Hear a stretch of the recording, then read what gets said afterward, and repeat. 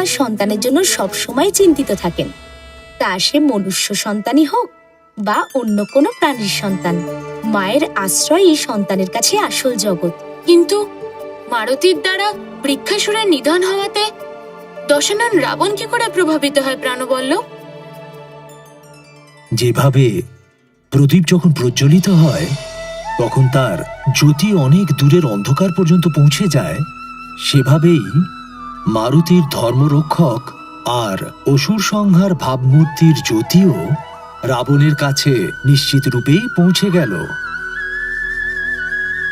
সেই সব দিনে অধর্মী রাবণের বেড়ে চলা অত্যাচারের সাথে সাথে তার সাম্রাজ্য একেবারে সর্বত্র, চতুর্দিকে আর ত্রিলোকে বিস্তার লাভ করেছিল।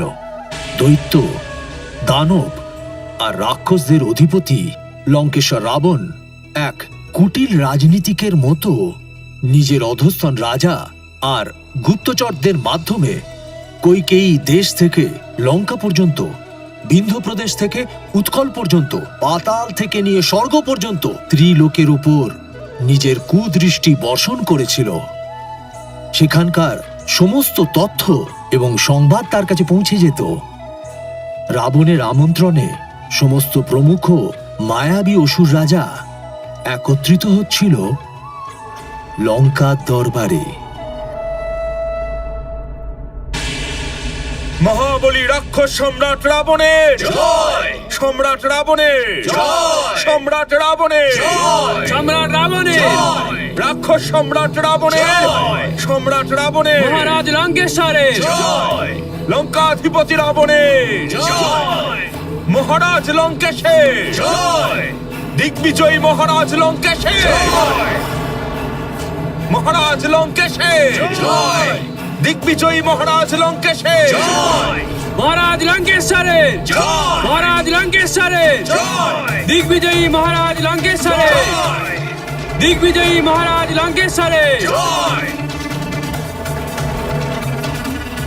আমি প্রসন্ন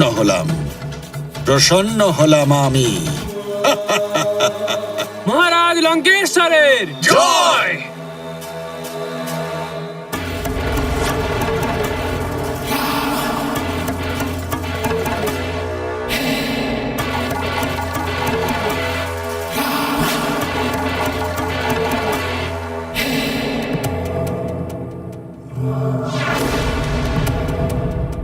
তিন ব্রহ্ম আছেন এই ব্রহ্মাণ্ডে। এক ব্রহ্ম, পরম ব্রহ্ম, ব্রহ্মার রচয়িতা। এক ব্রহ্ম আমার পরম পিতামহ, এই সৃষ্টির জন্মদাতা। আর এক ব্রহ্ম হলাম আমি।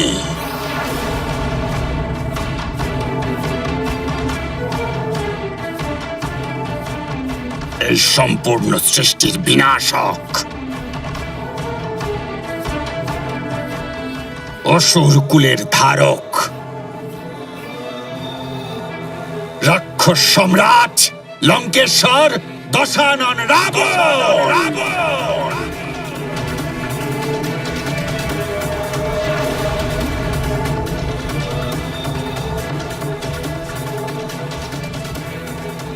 যে করেছিল 10 সহস্র বর্ষ তপস্যা, ঘোর তপস্যা, এবং লাভ করেছিল স্বয়ং ব্রহ্মার থেকে, যক্ষ, নাগ, গরুর এবং দেবতাদের থেকে মৃত্যুবরণ না করার বরদান। অদ্ভুত বরদান। আমি স্বয়ং ব্রহ্ম। লঙ্কাধিপতি রাবণের জয়! দিগ্বিজয়ী মহারাজ লঙ্কেশের জয়! রাক্ষস সম্রাট রাবণের জয়!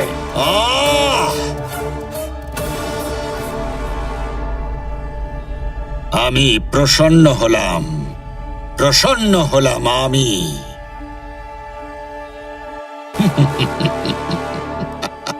তোমাদের সকলের অহংকার আর গর্ব ভরা মুখগুলো দেখে এটা আমি বুঝতে পারছি যে তোমরা সকলে নিজেদের কাজ যথাযথভাবে করছো। এই সংসারে তোমাদের সকলের প্রচেষ্টায় আমার সংস্কৃতির অনুকূল ব্যভিচার পাপাচার আর দুরাচারের সাম্রাজ্য বিস্তার লাভ করছে। এবার আমাকে স্বর্গ, পৃথিবী আর পাতালের নতুন নতুন বার্তা শোনাও। আমি বলছি মহারাজ, আমি বলছি মহারাজ, আমি বলছি মহারাজ।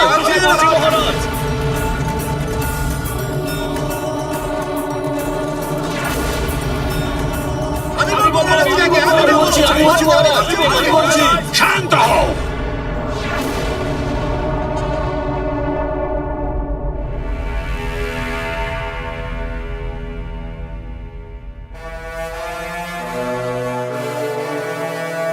বাহু অবগড়, তুমি সর্বদা নতুন বার্তা সংগ্রহ করে আনো। তুমি প্রথম বলো যে তোমার ক্ষেত্রে কি ঘটছে।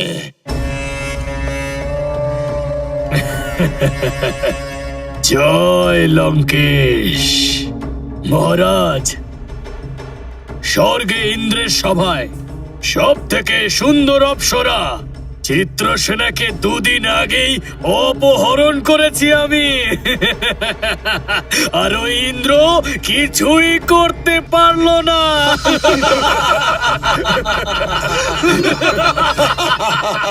আমি প্রসন্ন হলাম, প্রসন্ন হলাম আমি। ওই অহংকারী ইন্দ্রের প্রত্যেকটি অপ্সরাকে এইভাবেই অপহরণ করে ওর পুরো রাজসভাকে অপ্সরাহীন করে দেব। ওই ইন্দ্রকে বিপর্যস্ত করে আমি বিশেষ আনন্দ লাভ করি।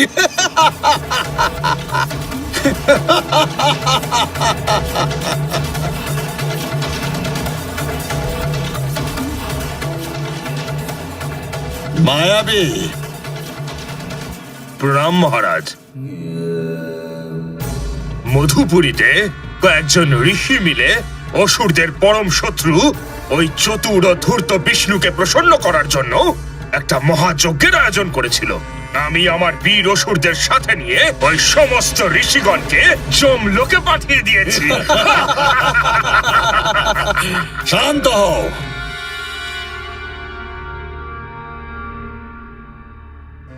মায়াবী,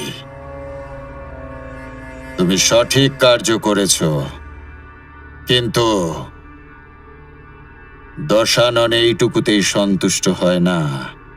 হ্যাঁ মহারাজ।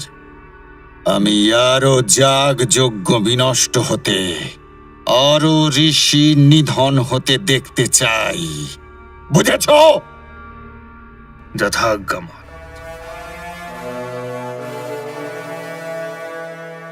নারান্তক,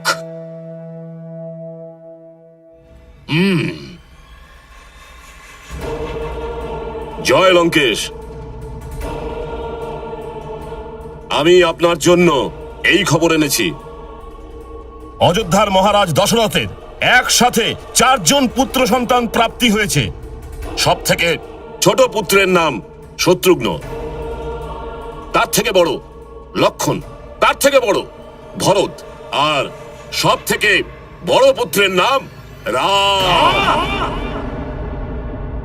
নারান্তক, আমি তোমাকে কতবার বলবো যে আমি এই তুচ্ছ মনুষ্যদের সংবাদে এতটুকু আগ্রহী নই। বুঝেছ? শ্রীরামের নাম শ্রবণ সকলের ভাগ্যে থাকে না। এটা সেই মন্ত্র যা শ্রবণ করা মাত্রই সমস্ত পাপ মুছে যায়। রাবণের কানে যদি এই মন্ত্র যেত, তাহলে তার সাথে ওখানে বসে থাকা অন্যান্য অসুরদেরও অর্ধেক পাপ তখনই স্খলন হয়ে যেত। নিশ্চয়ই।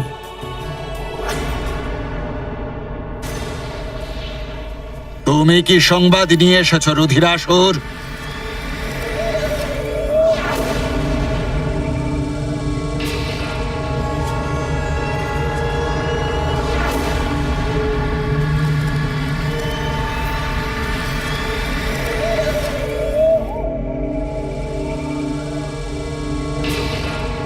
তুমি স্বয়ং বলবে নাকি তোমার ওই জিভ টেনে আমি শ্রবণ করব?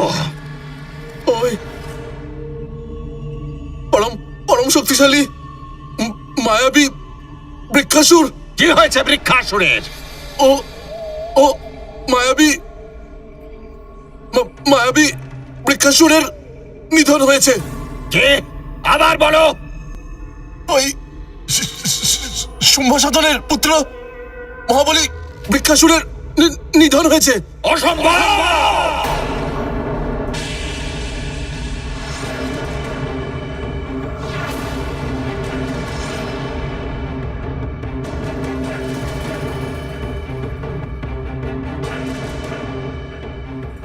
শম্ভ সাধনের পুত্র বৃক্ষাসুরের মৃত্যু?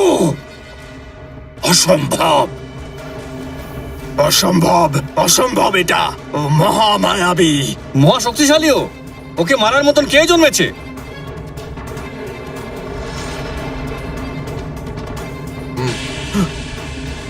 যে এই দুঃসাহস দেখিয়েছে, মহাদেবের শপথ নিয়ে বলছি, তার বিনাশ নিকটেই। আমি তাকে আমার নিজের হাতে হত্যা করব। এক নির্মম মৃত্যু, মৃত্যু, মৃত্যু।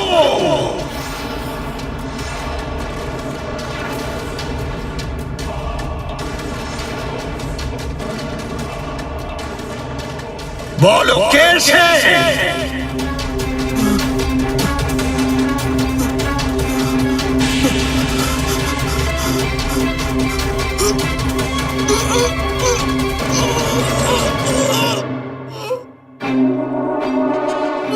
বলো, বলো কে সে? বানর।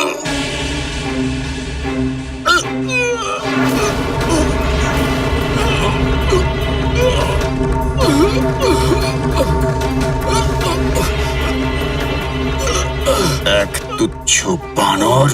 অসম্ভব!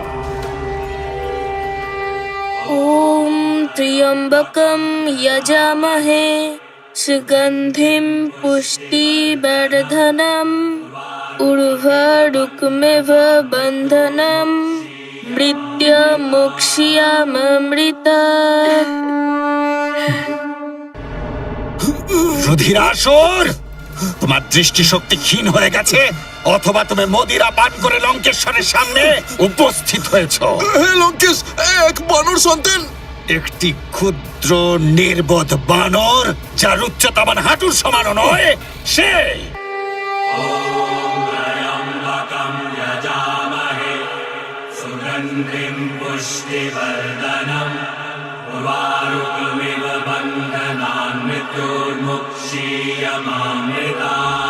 ॐ त्र्यम्बकं यजामहे सुगन्धिं पुष्टिवर्धनम् उर्वारुकमिव बन्धनम् मृत्युमुक्ष्याममृतात्।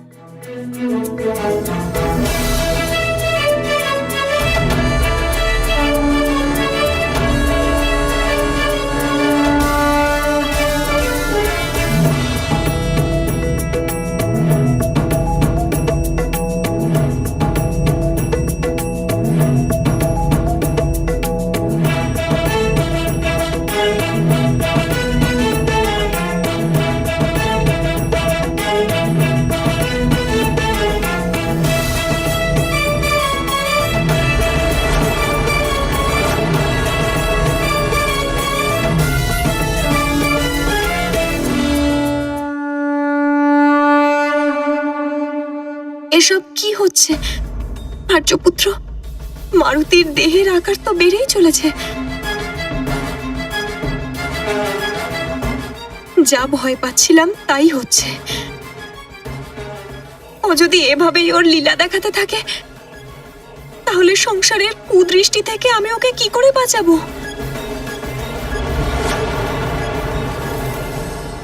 সে বৃক্ষাসুরের মতো মহামায়াবী মহাশক্তিশালী দৈত্যকে হত্যা করলো।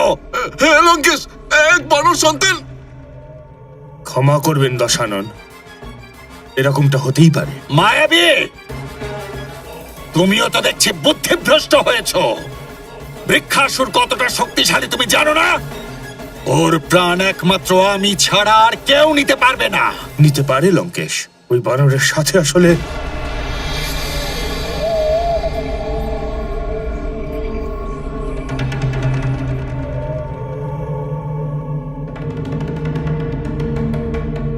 কোন দেবতার হাত রয়েছে বোধহয়। সমস্ত দেবতা ওই বিষ্ণুর মতোই ছলনার কপটতায় পারদর্শী। ওই বানরকে দিয়ে আমাকে ভ্রমিত করে পরিকল্পনা অনুযায়ী আমাকে হত্যা করার পরিকল্পনা করছে। আমারও তাই মনে হচ্ছে লঙ্কাপতি। নয়তো এক তুচ্ছ বানর। বৃক্ষাসুরকে নিধন অসম্ভব। যদি এর পিছনে ওই দেবতাদের হাত থাকে তাহলে এর পরিণাম ভয়ঙ্কর হবে। শুনে নাও তোমরা দেবগণ, তোমাদের অশুভ দিন আসতে আর দেরি নেই, আর এর পরিণাম ভয়ঙ্কর হবে।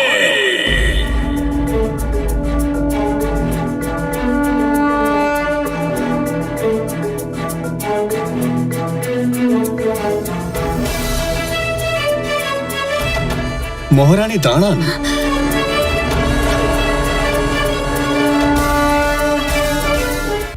মহারানী দাঁড়ান। ওম ত্র্যম্বকম মারা জপটুকু তো শেষ হতে দিন মহারানী। শেষ তপটুকু বাকি রয়ে গেছে মারুতির। পুষ্টিবর্ধনম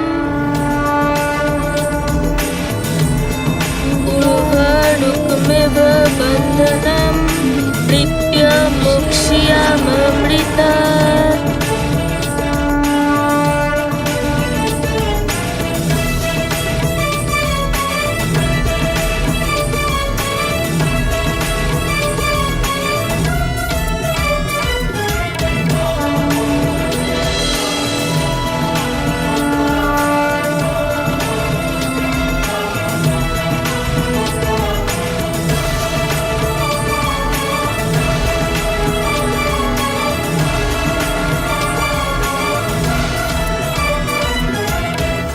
ব্যাস, যথেষ্ট হয়েছে।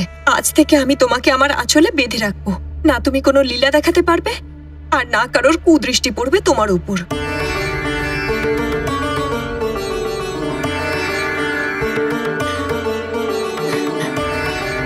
চলো পুত্র, শীঘ্র চলো। অঞ্জনা, তুমি এটা কি করছো? এটা হয়তো আমার ভাগ্যের বিড়ম্বনাই। ওকে যত আমি সংসারের সবার থেকে লুকিয়ে রাখতে চাই, ও ততই বড় বড় কার্যকলাপ করে নিজের লীলা দেখিয়ে সবার চর্চার বিষয় হয়ে উঠেছে।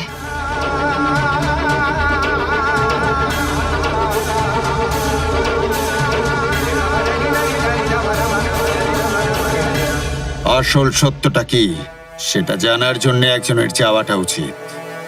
শুক্র আর সারং তো আছেই মহারাজ, আপনি ওদের পাঠিয়ে দিন। শুক্র আর সারণ আমার সর্বশ্রেষ্ঠ গুপ্তচর। বাহু আবগর, তুমি এই কথা বলে নিজের বুদ্ধিহীনতার পরিচয় দিয়েছো আমার কাছে। একজন তুচ্ছ বালকের জন্য আমি আমার গুপ্তচর, আমার সর্বশ্রেষ্ঠ মহামায়াবী গুপ্তচরকে পাঠাবো। বাহ, যে কাজ একজন সাধারণ অসুরও করতে পারে।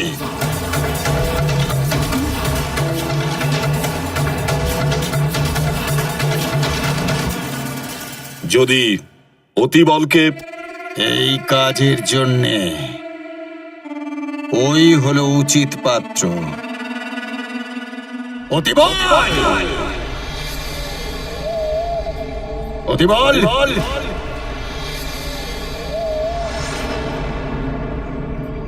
অতিবল।